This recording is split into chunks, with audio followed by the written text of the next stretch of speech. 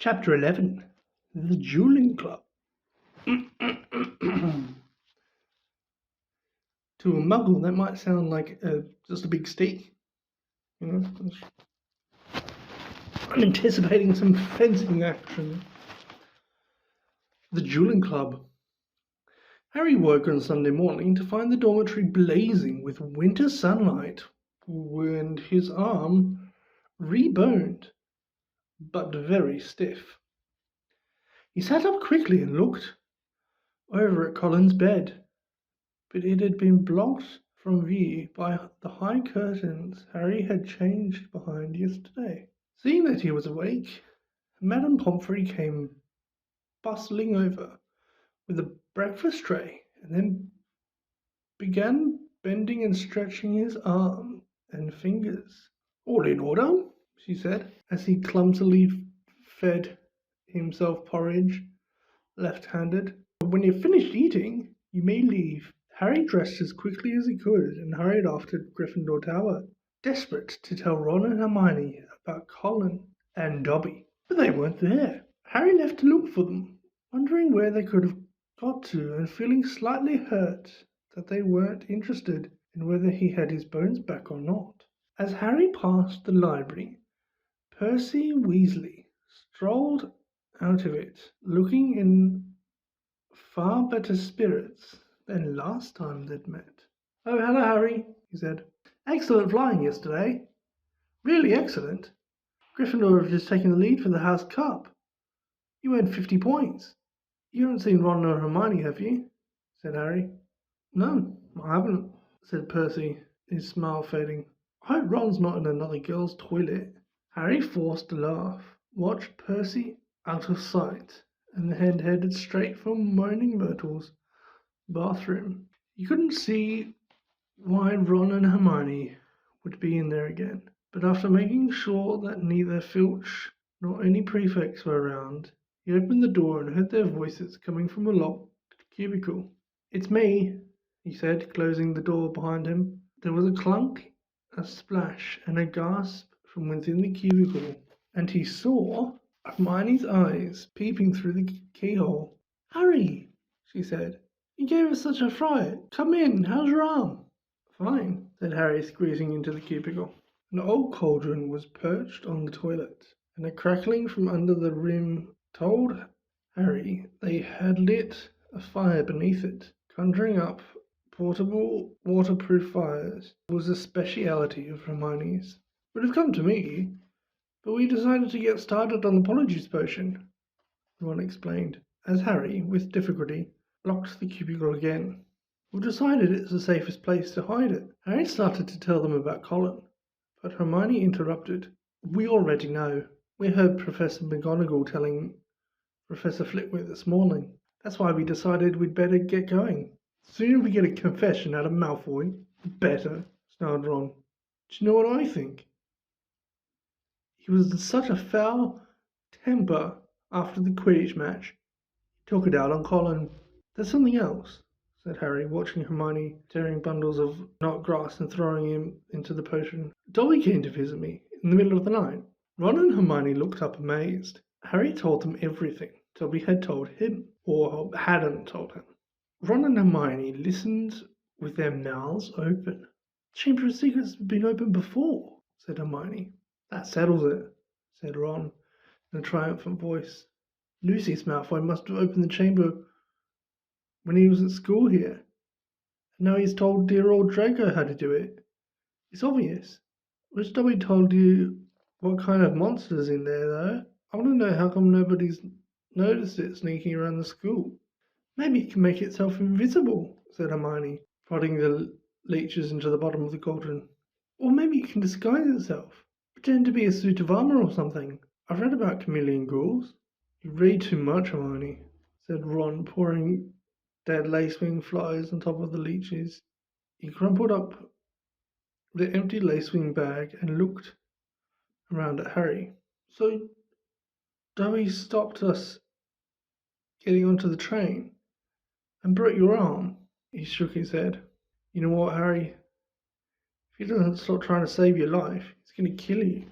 The news that Colin Creevey had been attacked and was now lying as though dead in the hospital wing, had spread through the entire school by Monday morning. The air was suddenly thick with rumour and suspicion. The first years were now moving around the castle in tight-knit groups, as though scared they would be attacked if they ventured forth alone. Ginny Weasley, who sat next to Colin Creevey in Charms, was distraught, but Harry felt that Fred and George were going the wrong way about cheering her up. They were taking it in turns to cover themselves with fur or boils and jump out at her from behind statues. It only stopped when Percy, apocalyptic with rage, told them he was going to write to Mrs. Weasley and tell her Ginny was having nightmares. Meanwhile, hidden from the teachers, a roaring trade in talismans, amulets, and other protective devices was sweeping the school. Neville Longbottom bought a large, evil-smelling green onion and pointed purple crystal and a rotting newt tail before the other Gryffindor boys pointed out that he was in no danger. He was a pureblood, therefore unlikely to be attacked. They went for Filch first, Neville said, his round face fearful. And everyone knows I'm almost a squib.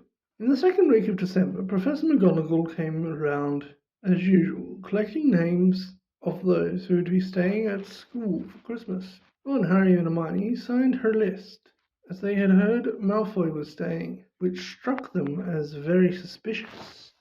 The holidays would be the perfect time to use the Polyjuice Potion and try to warn a confession out of him. Unfortunately, the potion was only half finished. They still needed the bighorn horn and broomslaying skin, and the only place where they were going to get them from was Snape's private stores. Harry privately felt he'd rather face Slytherin's legendary monster than have Snape catch him robbing his office. What we need, said Hermione briskly, as Thursday afternoon's double potions lesson loomed nearer, is a diversion. Then one of us can sneak into Snape's office and take what we need. Harry and Ron looked at her nervously. I think I'd better do the actual stealing, Hermione continued, in a matter-of-fact tone. You two will be expelled if you get in any more trouble. And I've got a clean record. So all you need to do is cause enough mayhem to keep Snape busy for 5 minutes or so. Harry smiled feebly, deliberately causing mayhem in Snape's potions class was about as safe as poking a sleeping dragon in the eye. Potions lessons took place in one of the large dungeons. Thursday afternoon's lessons proceeded in the usual way. 20 cauldrons stood around steaming between the wooden desks on which stood brass scales and jars of ingredients. Snape prowled through the fumes, making waspish remarks about the Gryffindor's work, while the Slytherin sniggered appreciatively. Draco Malfoy, who was Snape's favourite student, kept flicking pufferfish at Ron and Harry, who knew if they retaliated they'd get detention faster than you could say unfair. Harry's swelling solution was far too runny, but he had his mind on more important things. He was waiting for Hermione's signal, and he had hardly been listening as Snape paused to sneer at his watery potion. When Snape turned and walked off to bully Neville, Hermione caught Harry's eye and nodded. Harry ducked swiftly down behind his cauldron, pulled one of Fred's filibuster fireworks out of his pocket, and gave it a quick prod with his wand. The firework began to fizz and sputter. Knowing he had only seconds, Harry straightened up, took aim, and lobbed it in the air, and it landed right on target in Goyle's cauldron. Goyle's potion exploded, showering the whole class. People shrieked as splashes of swelling solution hit them. Malfoy got a face full, and his nose began to swell like a balloon. Goyle blundered around, his hands over his eyes, which had expanded to the size of dinner plates, while Snape was trying to restore calm and find out what had happened. Through the confusion, Harry saw Hermione slip quietly out the door. Silence! Silence! Snape roared. Anyone who has been splashed, come here for a deflating draught. When I find out who did this. Harry tried not to laugh as he watched Malfoy hurry forward, his head drooping with the weight of his nose, like a small melon. As half the class lumbered up to Snape's desk, some weighed down with arms like clubs, others unable to talk through gigantic puffed up lips. Harry saw Hermione slide back into the dungeon, the front of her robes bulging. When everyone had taken a swig of antidote and the various swelling had subsided, Snape stepped over to Goyle's cauldron and scooped out the twisted black remains of the firework. There was a sudden hush. If I ever find out who threw this, Snape whispered, I shall make sure that person is expelled. Harry arranged his face into what he hoped was a puzzled expression. Snape was looking right at him, and the bell, which rang 10 minutes later, could not have been more welcome. He knew it was me, Harry told Ron and Hermione as they hurried back to Moaning Myrtle's bathroom. I could tell. Hermione threw the new ingredients into the cauldron and began to stir feverishly. It'll be ready in a fortnight, she said happily. I can't prove it with you, said Ron reassuringly to Harry. What can he do? Knowing Snape something foul, said Harry as the potion frothed and bubbled. A week later, Harry, Ron and Hermione were walking across the entrance hall when they saw a small knot of people gathered around the notice board, reading a piece of parchment that had just been pinned up. Seamus Finnegan and Dean Thomas beckoned them over, looking excited. They're starting the Duelling Club, said Seamus. First meeting tonight. I wouldn't mind dueling lessons. They might come in handy one of these days. What? You reckon Slytherin's monster can drool, said Ron. But he too read the sign with interest. Could be useful, said Harry and Hermione as they went into dinner. Shall we go? Harry and Hermione were all for it. So, at 8 o'clock that evening, they hurried back to the Great Hall. The long dining tables had vanished, and a golden stage had appeared along one wall, lit by thousands of candles floating overhead. The ceiling was velvety black once more, and most of the school seemed to be packed beneath it, all carrying their wands and looking excited. I wonder who'll be teaching us, said Hermione, as they edged into the chattering crowd. Someone told me Flitwick was the dueling champion when he was a young man. Maybe it'll be him, as long as it's not. Harry began, but he ended on a groan. Gilderoy Lockhart was walking onto the stage, resplendent in robes of deep plum, and accompanied by none other than Snape, wearing his usual black. Lockhart waved an arm for silence and called, Gather round! Gather round! Can everyone see me? Can you all hear me? Excellent. Now, Professor Dumbledore has granted me permission to start this little dueling club to train you all up in case you ever need to defend yourselves, as I myself have done on countless occasions. For full details, see my published works. Let me introduce my assistant, Professor Snape, said Lockhart, flashing a wild smile. He tells me he knows a tiny little bit about dueling himself, and has sportingly agreed to help me with a short demonstration before we begin. Now, I don't want any of you youngsters to worry. You'll still have your potions master when I'm through with him. Never fear. Wouldn't it be good if they finished each other off? Ron muttered in Harry's ear. Snape's upper lip was curling. Harry wondered why Lockhart was still smiling. If Snape had been looking at him like that, he'd be running as fast as he could in the opposite direction. Lockhart and Snape turned to face each other and bowed. At least Lockhart did. with much twirling of his hands, whereas Snape jerked his head irritably. Then they raised their wands like swords in front of them. As you see, we're holding our wands in the accepted combative position, Lockhart told the silent crowd. On the count of three, we'll cast our first spells. Neither of us will be aiming to kill, of course. Wouldn't bet on that, Harry murmured, watching Snape baring his teeth.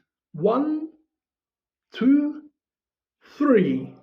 Both of them swung their wands up and over their shoulders. Snape cried, Expelliarmus! There was a dazzling flash of scarlet light, and Lockhart was blasted off his feet. He flew backwards off the stage and smashed into the wall, slid down into a sprawl on the floor. Malfoy and some of the Slytherins cheered. Hermione was dancing on her tiptoes. Do you think he's all right? She squealed through her fingers. Who cares? Said Harry and Ron together. Lockhart was getting unsteadily to his feet. His hat had fallen off, and his wavy hair was standing on end. Well, there you have it, he said, tottering back onto the platform. That was a disarming charm. As you see, I've lost my wand. Ah, thank you, Miss Brown. Yes, an excellent idea to show them that, Professor Snape. But if you don't mind me saying so, it was very obvious what you're about to do. If I had wanted to stop you, it would have been only too easy. However, I felt it would be instructive to let them see. Snape was looking murderous. Possibly Lockhart had noticed, because he said, Enough demonstrating. I'm going to come amongst you now and put you all into pairs. Professor Snape, if you'd like to help me. They moved through the crowd, matching up partners. Lockhart teamed Neville with Justin Fitch-Fletchley, but Snape reached Harry and Ron first. Time to split up the dream team, I think, he sneered. Weasley, you can partner Finnegan. Potter? Harry moved automatically to Hermione. I don't think so, said Snape, smiling coldly. Mr. Malfoy, come over here. Let's see what you make of the famous Potter. And you, Miss Granger, you can partner with Miss Bulstrode. Malfoy strutted over, smirking. Behind him walked a slithering girl who reminded Harry of a picture he'd seen in Holidays with Hags. She was large and square, and her heavy jaw jutted aggressively. Hermione gave her a weak smile, which she did not return. Facial partners? Called Lockhart back onto the platform. And bow. Harry and Malfoy barely inched their heads, not taking their eyes off each other. Wands at the ready? Uttered Lockhart. When I count 3, cast your charms to disarm your opponent. Only to disarm them. We don't want any accidents. 1, 2, 3. Harry swung his wand over his shoulder, but Malfoy had already started on 2. His spell hit Harry so hard he felt as though he'd been hit over the head with a saucepan. He stumbled, but everything still seemed to be working, and was wasting no more time. Harry pointed his wand straight at Malfoy and shouted, Victus Emperor! A jet of silver light hit Malfoy in the stomach, and he doubled up, wheezing. I said disarm only, Lockhart shouted in alarm over the heads of the battling crowd as Malfoy sank into his knees. Harry had hit him with a tickling charm, and he could barely move for laughing. Harry hung back with a vague feeling it would be unsporting to bewitch Malfoy while he was on the floor. But this was a mistake. Gasping for breath, Malfoy pointed his wand at Harry's knees, croaked, Talantangeria! And the next second, Harry's legs had begun to jerk around out of his control in a kind of quick step. Stop! Stop! Screamed Lockhart, but Snape took charge. Venite incantatum, he shouted. Harry's feet stopped dancing. Malfoy stopped laughing, and they were able to look up. A haze of greenish smoke was hovering over the scene. Both Neville and Justin were lying on the floor, panting. Ron was holding up an ashen-faced Seamus, apologizing for whatever his broken wand had done. But Hermione and Millicent Bulstrode were still moving. Millicent had Hermione in a headlock, and Hermione was whimpering in pain. Both her wands lay forgotten on the floor. Harry leapt forward and pulled Millicent off. It was difficult. She was a lot bigger than he was. "Dear, dear," said Lockhart, skittering through the crowd, looking at the aftermath of the duels. "Up you get, Malcolm. Careful there, Miss Fawcett. Pinch it hard. It will stop bleeding in a second. Boot, I think it'd be better to teach you to block unfriendly spells," said Lockhart, standing flustered in the midst of the hall. He glanced at Snape, whose black eyes glinted, and looked quickly away. "Let's get a volunteer pair. Longbottom, Finch Fletchy. How about you?" "A bad idea, Professor Lockhart," said Snape, gliding over like a large, malevolent bat. "Longbottom causes devastation in the simpler spells. We'll be sending what's left of Finch Fletchley up to the hospital wing in a matchbox." Neville's round pink face went pinker. "How about Malfoy and Potter?" said Snape with a twisted smile. "Excellent idea," said Lockhart, gesturing Harry and Malfoy into the middle of the hall as the crowd backed away to give them room. "Now, Harry," said Lockhart, "when Draco points his wand at you, you do this." He raised his own wand, attempted a complicated sort of wiggling action, and dropped it. Snape smirked as Lockhart quickly picked it up, saying, "Whoops, my wand is a little overexcited." Snape moved closer to Malfoy, bent down, and whispered something in his ear. Malfoy smirked too. Harry looked nervously up at Lockhart and said, "Professor, could you show me that blocking thing again?" "Scared," muttered Malfoy, so that Lockhart couldn't hear him. "You wish," said Harry at the corner of his mouth. Lockhart cuffed Harry merrily on the shoulder. "Just do what I did, Harry." "What? Drop my wand?" But Lockhart wasn't listening. "3, 2, 1, go!" he shouted. Malfoy raised his hand quickly and bellowed, "Serpensortia!" The end of his wand exploded. Harry watched, aghast, as a long black snake shot out of it, fell heavily onto the floor between them, and raised itself ready to strike. There were screams as the crowd backed swiftly away, clearing the floor. "Don't move, Potter," said Snape lazily, clearly enjoying the sight of Harry standing motionless, eye to eye with Angry Snake. "I'll get rid of it for you." "Allow me," shouted Lockhart. He brandished his wand at the snake, and there was a loud bang. The snake, instead of vanishing, flew 3 meters into the air and fell back onto the floor with a loud smack. Enraged, hissing furiously, it slithered straight towards Finch Fletchley and raised itself again, fangs exposed, poised to strike. Harry wasn't sure what made him do it. He wasn't even aware of deciding to do it. All he knew was his legs were carrying him forward as though he was on casters, and he had shouted stupidly at the snake.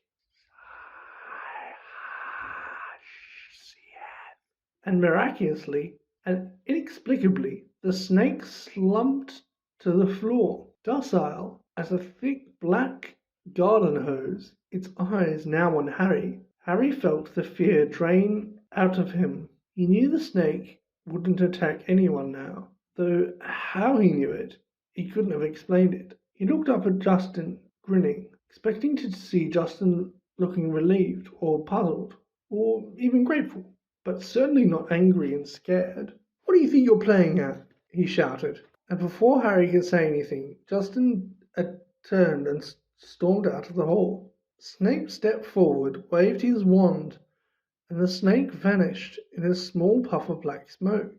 Snape, too, was looking at Harry in an unexpected way. It was a shrewd and calculating look, and Harry didn't like it. He was also dimly aware of an ominous muttering all around the walls. Then he felt a tugging on the back of his robes. "Come on," said Ron's voice in his ear. "Move, come on." Ron steered him out of the hall, Hermione hurrying alongside them. As they went through the doors, the people on either side drew away as though they were frightened of catching something. Harry didn't have a clue what was going on. Neither Ron nor Hermione explained anything until they dragged him all the way up to the empty Gryffindor common room. Then Ron pushed Harry into an armchair and said, "You're a parcel mouth. Why didn't you tell us?" "I'm a what? A parcel mouth?" said Ron. "You can talk to snakes?" "I know," said Harry. "I mean, that's only the second time I've ever done it. I accidentally set a boa constrictor on my cousin Dudley at the zoo once. A long story. But it was telling me it had never seen Brazil, and I sort of set it free without meaning to. That was before I knew I was a wizard. A boa constrictor told you it had never seen Brazil," he repeated faintly. "So?" said Harry. "I bet loads of people here can do it." "Oh, no, they can't," said Ron. "It's not a very common gift." "Harry, this is bad." "What's bad?" said Harry, starting to feel quite angry. "What's wrong with everyone? Listen, if I hadn't told that snake not to attack Justin." "Oh, that's what you said to it. What do you mean you were there? You heard me." "I heard you speaking parcel tongue," said Ron. "Snake language? You could have been saying anything. No wonder Justin panicked. You sounded like you were egging the snake on or something. It was creepy, you know." Harry gaped at him. "I spoke a different language? But I didn't realize. How can I speak a language without knowing I can speak it?" Ron shook his head. Both he and Hermione were looking as though someone had died. Harry couldn't see what was so terrible. "Do you want to tell me what's wrong with stopping a dirty great snake biting Justin's head off?" he said. "What does it matter how I did it, as long as Justin doesn't have to join the headless hunt?" "It matters," said Hermione, speaking at last in a hushed voice, "because being able to talk to snakes was what Salazar Slytherin was famous for. That's why the symbol of Slytherin House is a serpent." Harry's mouth fell open. "Exactly," said Ron. "And now the whole school's going to think you're his great-great-great-grandson or something." "But I'm not," said Harry with a panic he couldn't quite explain. "You'll find it hard to prove," said Hermione. "You lived about 1,000 years ago. For all we know, you could be." Harry lay awake for hours that night. Through a gap in the hangings around his four-posters, he watched snow starting to drift past the tower window and wondered, could he be a descendant of Salazar Slytherin? He didn't know anything about his father's family after all. The Dursleys always forbidden questions about his wizarding relatives. Quietly, Harry tried to say something in Parseltongue. Words wouldn't come out. It seemed he had to be face to face with the snake to do it. But I'm in Gryffindor, Harry thought. The Sorting Hat wouldn't put me in here if I had Slytherin blood. "Ah," said a nasty little voice in his brain. "But the Sorting Hat wanted to put you into Slytherin. Don't you remember?" Harry turned over. He'd seen Justin next day in herbology, and he'd explained that he had been calling the snake off, not egging it on, which any fool would have realized. By next morning, however, the snow that had begun in the night had turned into a blizzard so thick that the last herbology lesson of term was cancelled. Professor Sprout wanted to fit socks and scarves on the mandrakes, a tricky operation she would entrust to no one else. Now that it was so important for the mandrakes to grow quickly and revive Mrs. Norris and Colin Creevy, Harry fretted about this next to the fire in the Gryffindor common room, while Ron and Hermione used their lessons off to play a game of Wizard Chef. "For heaven's sake, Harry," said Hermione, exasperated, as one of Ron's bishops wrestled her knight off his horse and dragged him off the board. "Go and find Justin, if it's so important to you." So Harry got up and left through the portrait hole, wondering where Justin might be. The castle was darker than it usually was in the daytime because of the thick, swirling grey snow at every window. Shivering, Harry walked past the classrooms where the lessons were taking place, catching snatches of what was happening within. Professor McGonagall was shouting at someone who, by the sound of it, turned his friend into a badger. Resisting the urge to take a look, Harry walked by, thinking that Justin might be using his free lesson to catch up on some work, and decided to check the library first. A group of Hufflepuffs, who should have been in herbology, were indeed sitting at the back of the library, but they didn't seem to be working. Between the long lines of high bookshelves, Harry could see their heads were close together, and they were having what looked like an absorbing conversation. He couldn't see whether Justin was among them. He was walking towards them when something of what they were saying met his ear, and he paused to listen, hidden in the invisibility section. So anyway, the stout boy was saying, I told Justin to hide up in our dormitory. I mean to say, if Potter's marked him down as his next victim, it's best if he keeps a low profile for a while. Of course, Justin's been waiting for something like this to happen ever since he let slip to Potter he was a Muggle. Justin actually told him he'd be down for Eton. That's not the kind of thing you bandy about with Slytherin's heir on the loose, is it? You definitely think it's Potter then, Ernie, said a girl with blonde pigtails anxiously. Hannah, said the stout boy solemnly, he's a parcel mouth. Everyone knows that's the mark of a dark wizard. Have you ever heard of a decent one who could talk to snakes? They called Slytherin himself Serpent Tongue. There was heavy murmuring at this, and Ernie went on. Remember what was written on the wall? Enemies of the air beware. Potter had some sort of run-in with Filch. Next thing you know, Filch's cat's attacked. The first year, Creevy was annoying Potter at the Quidditch match, taking pictures of him while he was lying in the mud. Next thing you know, Creevy's been attacked. You always seem so nice, though, said Hannah uncertainly. And well, he's the one who made you-know-who disappear. He can't be all bad, can he?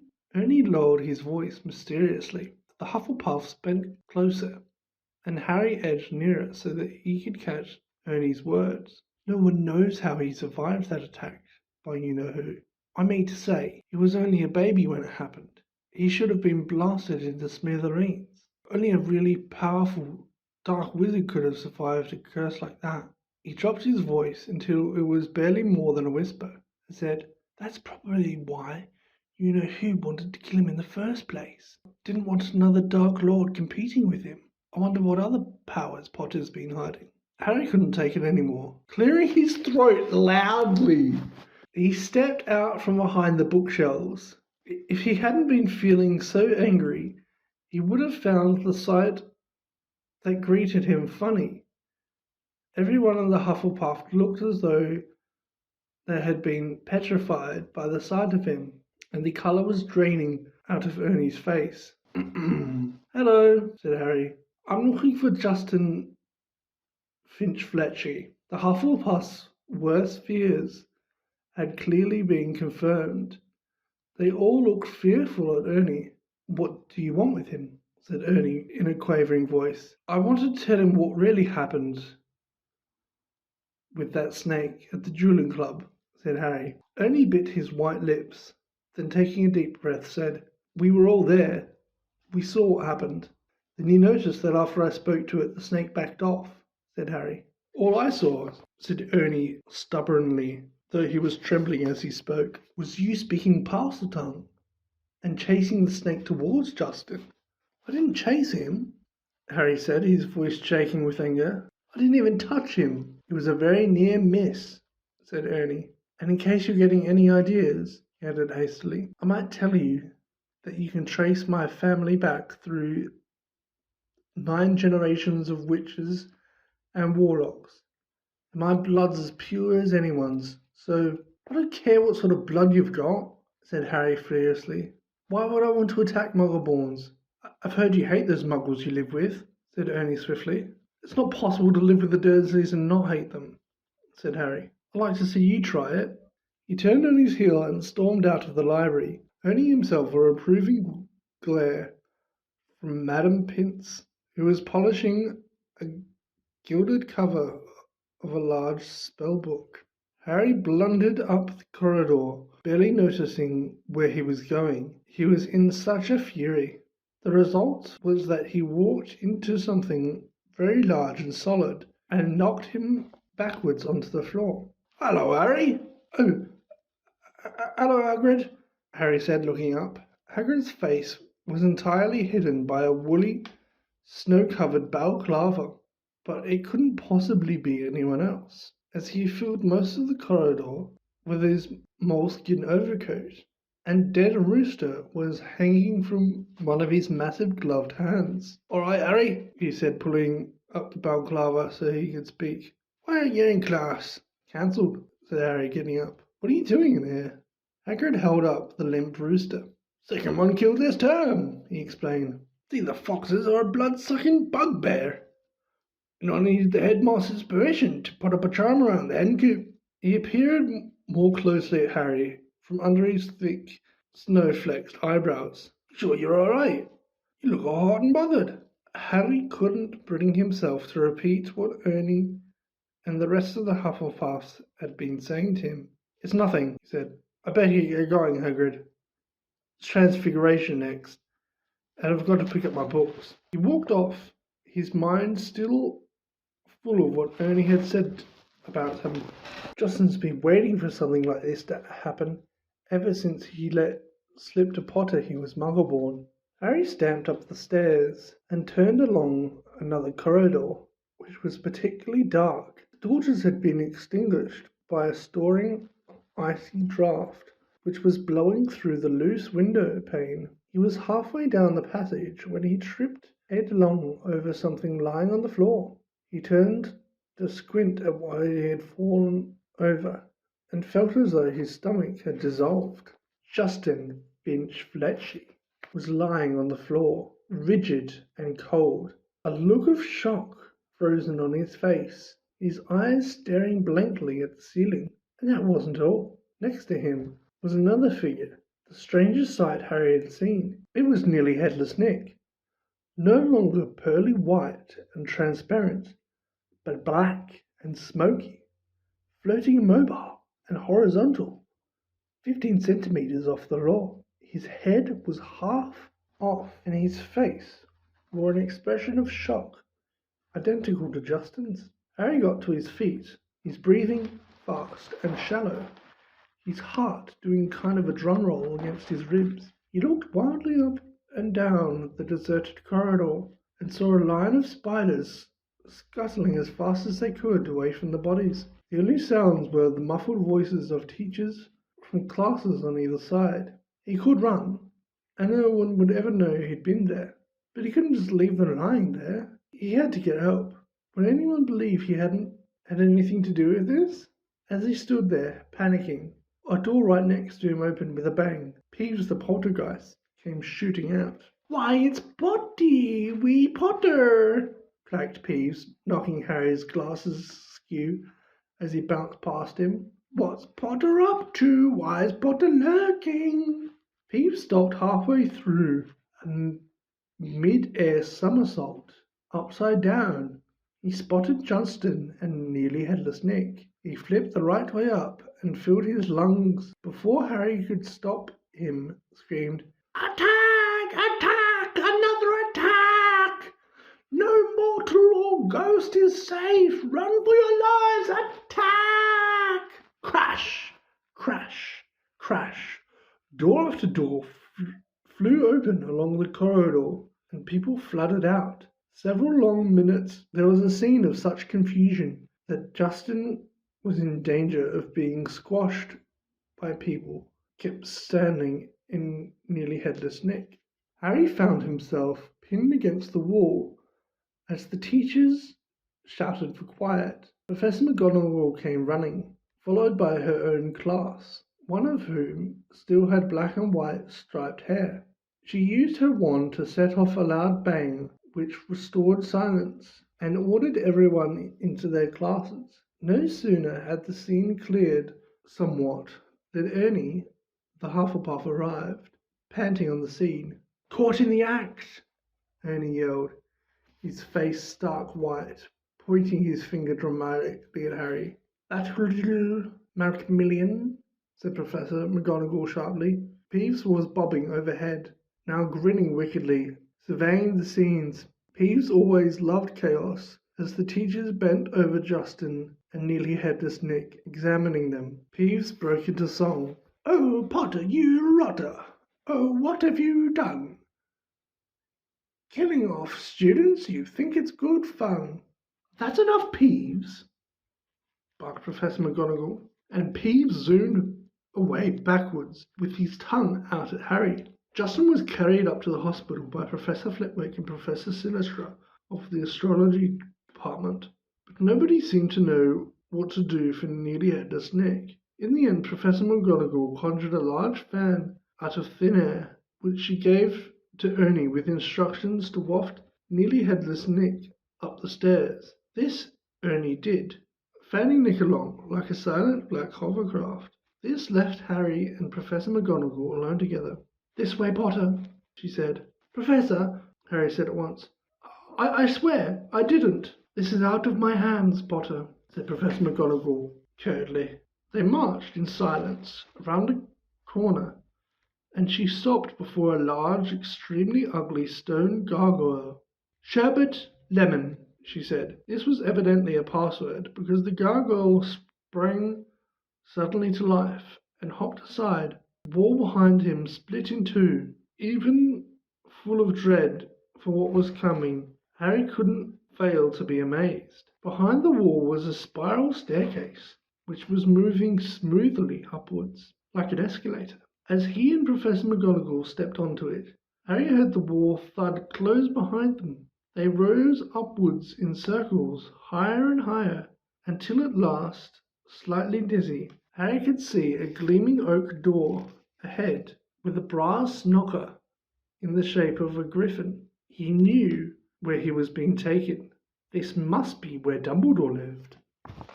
Ooh.